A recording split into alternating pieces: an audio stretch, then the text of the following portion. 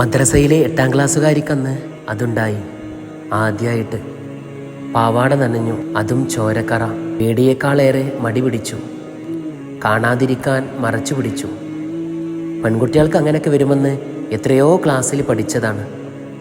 അന്ന് നിസ്കരിക്കണ്ട, നോമ്പെടുക്കണ്ട എന്ന് കേൾക്കുമ്പോൾ ആൺകുട്ടികൾ കരുതും, ഓ നിങ്ങളുടെ ഭാഗ്യം. അടിവയറ് കടയുന്ന വേദന അന്നേരം, കാലുകടച്ചിലിൻ്റെ തരിപ്പൊരു നേരം മക്കനിട്ടവർ മാത്രം അറിയും. പഴന്തുണികളിലൊന്ന് പകുത്തു നൽകുമ്പോൾ ഉമ്മച്ചി ചിരിച്ചു. ഓള് പിന്നെയും പിടിച്ചു. 7 ദിവസത്തിലൊന്നിൽ ഉമ്മച്ചി അന്ന് കഥ പറഞ്ഞു. ആദമിൻ്റെ പെൺമക്കൾക്ക് അള്ളാഹു നിശ്ചയിച്ചു വെച്ചതെന്ന്.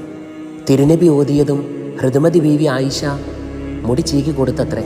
മുത്തനബി അന്നേരം മാറിൽ ചാഞ്ഞ് ഖുർആൻ ഓതിയത്രേ. ഉമ്മുസലമ ബീവിയോടൊപ്പം ഒരേ വിരിപ്പിൽ ഉറങ്ങിയത്രേ. ചോദിച്ചു വന്നവൾക്കൊരു നാൾ പറഞ്ഞു നൽകിയതാണ്, വൃത്തിയാക്കുന്നേരം സൂക്ഷിക്കണമെന്നും സുഗന്ധമാക്കണമെന്നും, ഉമ്മത്തിലൊക്കെ ഇതുണ്ടെന്നും ഉമ്മയാവാൻ ഇത് വേണമെന്നും. ചോര പൊടിയുന്നേരം പ്രിയതമയോടൊപ്പം ചേർത്ത് പിടിച്ച പ്രിയതമനാണ് പ്രിയ റസൂലെന്ന് ലോകം പഠിക്കണ്ടേ. അറപ്പാണ്, അശുദ്ധിയാണെന്ന് പറയും മുന്നേ ആണ്ടുകൾക്കിപ്പുറം ഓളുമ്മയായി എൻ്റെ ഉമ്മ.